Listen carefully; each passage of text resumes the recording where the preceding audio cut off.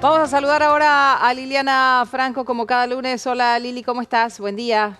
¿Qué tal? Buenos días, ¿cómo están ustedes? Preparando las valijas para Davos. Va a ser el primer viaje, Nuria, del presidente en ejercicio, Sí, claro. porque cuando él fue electo fue a Washington, pero era electo, no había asumido todavía. O sea que es su primer viaje como presidente en ejercicio. Estaba escuchando la entrevista anterior. Ujú. Eh, es cierto que ha generado muchísimo interés Milei, pero no, yo diría que el interés en Milei no está tanto puesto en Argentina, si querés, sino está puesto en Milei personaje, Ujú. o sea, por lo atípico y porque justamente eh, está siendo un motivo de estudio en la política. Recordá que asume con todo lo contrario a lo que es la política, prometiendo que la vas a pasar mal, no dándote un escenario en el corto plazo de que vas a estar bien. Entonces, eh, digamos, es muy poco común, pero Ujú. también en el mundo.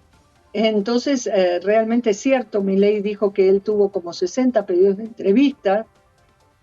eh, Él dijo 60, puede ser que haya muchas más, Ujú. y no va a hacer uso de esos pedidos, ni siquiera los evaluó, porque va a ir a hablar y vuelve, y va a Ujú. tener un encuentro informal. Informal quiere decir que no es una agenda acordada con Cristalina Georgieva y probablemente con Macron, pero informal, insisto, no una bilateral. Ujú.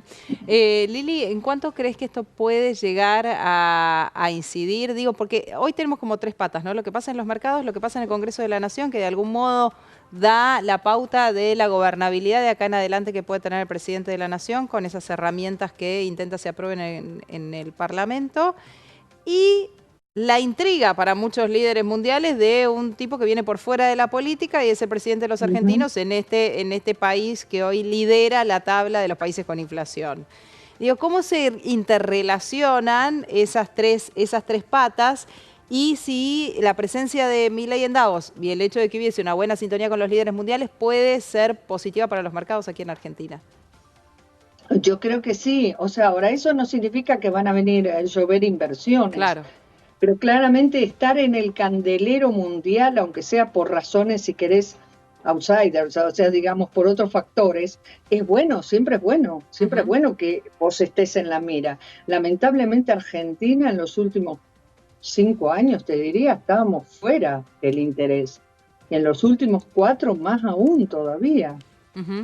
Siempre es bueno ser motivo de atención por cosas buenas, no por cosas malas, pero bueno, ser motivo de atención.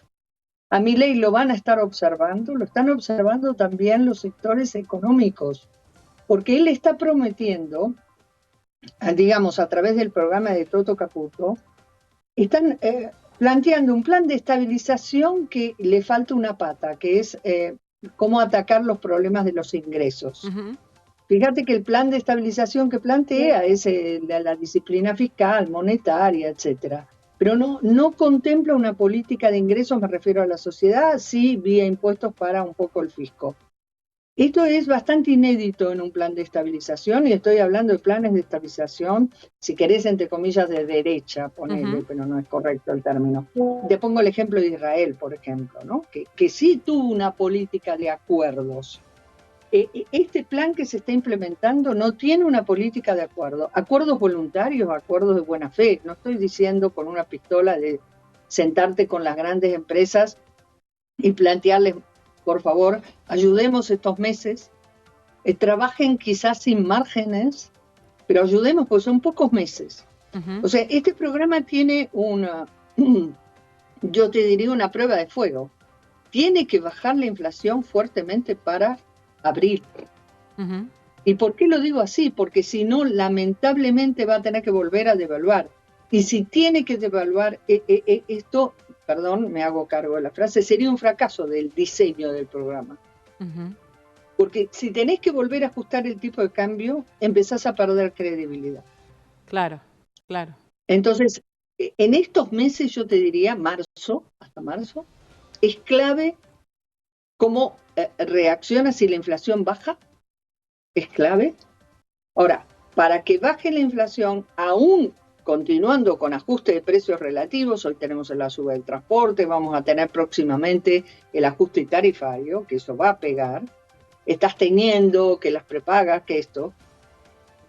Va a depender del mercado, que solo tienda a bajar precios. Todavía vos no tenés el efecto fuerte de caída de ingresos en la población.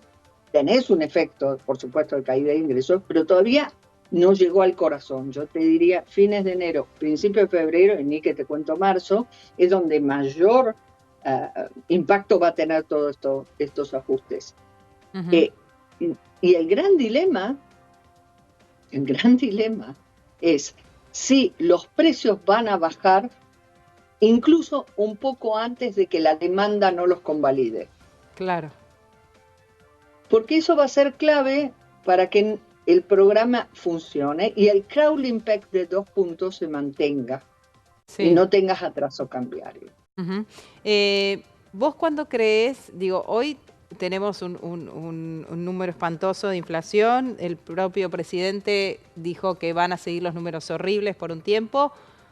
¿Cuándo crees que sería el límite para tomar la decisión de si tiene que haber una nueva devaluación, porque esta que existe se comió los efectos de la devaluación, la primera de cuando llegó Milei, o no?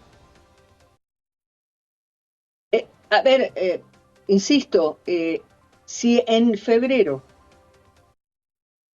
enero y febrero, la inflación se ubica en 20, que es un montón, eso sería un éxito.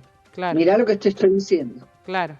Es un montón, porque vas a acumular en 3 meses casi un 60, ¿ok? Claro. Pero más o menos, no es una suma, por favor. Estoy para graficar. Pero 20 sería un éxito. Pues claro, sería que vos de arrastre estadístico tenés un 8, 10, depende de la consultora o depende quién, cómo hagas el cálculo. Con lo cual sería prácticamente que no has tenido inflación. Prácticamente, ¿se entiende? O sea, vos has tenido una devaluación del 188%. Pero, insisto, creo que en estos meses se tiene que dar. Mi duda sigue siendo la que muchos economistas también comparten, y tengo entendido que hasta el Fondo Monetario también comparte. ¿Por qué no se hace un poquito, insisto, de acuerdo voluntario? Acá nadie está pensando en controles de precios ni nada por el estilo, sino convocar a los sectores que tienen que contribuir y que además están de acuerdo. O sea, los sectores empresarios se van a ver beneficiados en gran parte por las medidas que plantea el gobierno, ¿no? De una mayor liberalización, el volver rápidamente en cuanto se pueda liberar el cepo, etcétera.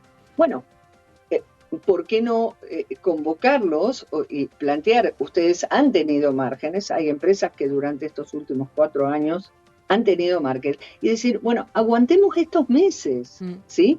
Han aguantado tanto, aguantemos estos meses para que esto se estabiliza. Bueno, eso no pasa por la cabeza de Javier Milei, ya se los puedo decir, absolutamente descartado. Uh-huh. ¿Qué es, insisto, los planes de estabilización, de shock, como son el que estamos viendo, suelen tener este tipo de acuerdos, insisto, de caballeros, de buena voluntad, como tú los quieras, como lo quieras llamar, ¿no? Uh-huh, uh-huh.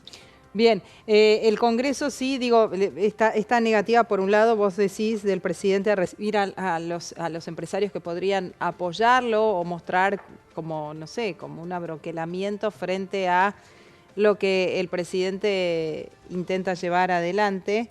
Y en el Congreso de la Nación, mientras tanto, en estas horas, las cámaras, las federaciones, los empresarios nucleados en distintas agrupaciones que exponen porque se sienten perjudicados por las medidas que el gobierno va a llevar adelante.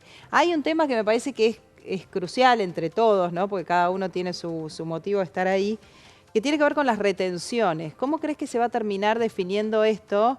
Digo, hay sectores que siguen peleando porque esta suba de las retenciones, que quedó firme para algunos, muy poquitos, los puede perjudicar muy seriamente. Bueno, justamente la otra vez, la semana pasada, creo que el miércoles estuvo, por ejemplo, todas las empresas que agrupan el área de maní, o sea, las maniceras, ¿no? Sí. Que es una industria muy pujante en la Argentina. Exportan $1.000 millones por año, no Sí. estamos hablando de un negocio pequeño Sí. precisamente. Bueno, ellas les aplicaron retenciones y fueron recibidos por Guillermo Francos para ver si pueden rever esa situación, porque además el maní no es que se exporta sin valor agregado, tiene bastante valor agregado, que con sal, que con esto, que lo otro. Bueno, la Sí. verdad es una industria muy importante en la Argentina y particularmente de Córdoba. Sí. Bueno, fueron recibidos. Yo creo que va a haber marchas atrás en algunas cosas. ¿Vos crees que eso se En va a terminar, parte, el tema de las economías regionales se va a terminar teniendo en cuenta? Digo, hoy exponen también los bodegueros, que obviamente se yo sienten creo que en muy, algún muy punto perjudicados sí. por esto. Yo creo que en algún punto sí, porque me da la impresión que esta ley ómnibus que la hizo en soledad Sturzenegger, probablemente en la teoría está fantástico muchas cosas, pero después vos tenés que implementarlas. Y Argentina necesita dólares. Y Mm. si vos tenés un sector que es pujante, no sé si tiene sentido por cobrarle una retención, porque además lo hiciste para todos. Yo creo que esas son las cosas que se deben analizar caso por caso, que no hubo tiempo de que se haga previamente, porque creo que ni siquiera en agricultura había nombrado a alguien para que el capítulo que hizo Sturzenegger sobre este punto lo pueda ver. Esto pasó, por ejemplo, con pesca. Fíjate que con pesca tuvieron que reconocer que fue un error. Sí, claro, claro, claro, claro. Yo no descarto que esto ocurra, porque creo que no se hizo un cuadro de situación. A ver, ¿cuánto ganamos o cuánto perdemos por ponerle retención particular a este sector? Fíjate que es cierto que el gobierno, que no le gusta aumentar impuestos, que no le gusta haber puesto retenciones, pero claramente tenía que equilibrar, porque recordá que vamos a tener un escenario recesivo, por lo cual van a bajar los ingresos recaudatorios. Pero probablemente nadie hizo el neteo. A ver, le pongo retenciones al sector bodeguero, minero, manicero, y cuánto pierdo o gano por un sector que claramente es exportado, o sea, es netamente exportador. Desconozco el tema bodeguero, tampoco conozco mucho el tema manicero, pero como justo estuvieron en la Casa Rosada, pude conversar un poco más con ellos. Pero objetivamente probablemente sean sectores que se necesite ayudar para que exporten, porque pueden ser ingresos constantes de divisas, ¿no? Sí, Como claro. también lo es el sector minero en su momento, ¿no? Claro, además tengamos en cuenta que están saliendo de los efectos negativos de la sequía, se preparan para una cosecha importante, lo cual los podría hacer recuperar un poco de lo perdido con los resultados de la exportación y estos niveles de derechos de exportación que debería pagar la Argentina, que es uno de los pocos países que paga derechos de exportación en tan alto nivel. Entonces los perjudica. Prácticamente los derechos de exportación es algo incluso que la OMC cuestiona, no avala. Y recordá que Argentina está queriendo ser parte de de la OCDE. Claro. Me confundí. La OMC cuestiona los derechos de exportación. Argentina ha vuelto a solicitar ser ingresada en la OCDE. Bueno, estos son los puntos que te digo. Yo insisto, creo que este gobierno lleva un mes y unos días, pero el gran paquete de ley ómnibus fue elaborado en soledad por un señor, Sturzenegger, que algunos ministerios, porque ya había autoridades por lo menos nominadas, pudieron analizar su capítulo. Esto pasó con Caputo. Caputo tomó el capítulo que le correspondía a economía y pudo aplicar lápiz rojo, esto no, esto sí, esto no. Pero el área agricultura no tenía funcionarios designados, aunque no hayan asumido por mi ley, entonces eso fue tal cual. Y ahora, bueno, probablemente haya, insisto, pongo el ejemplo de pesca. Claro. Y además lo han dicho, si hay errores o evidentemente un mal análisis, se va a rever. Yo creo que, no lo sé en caso particular de las retenciones de las economías regionales, si va a abarcar a todos o si puede reverse a algunos, porque es cierto también que el gobierno necesita ingresos recaudatorios que ya sabe que por recesión va a perder. Pero claramente Francos se manifestó, te vuelvo a contar el caso de los maniceros, con la voluntad de transmitirle esto al ministro de Economía. Bien, Lili, gracias por este contacto.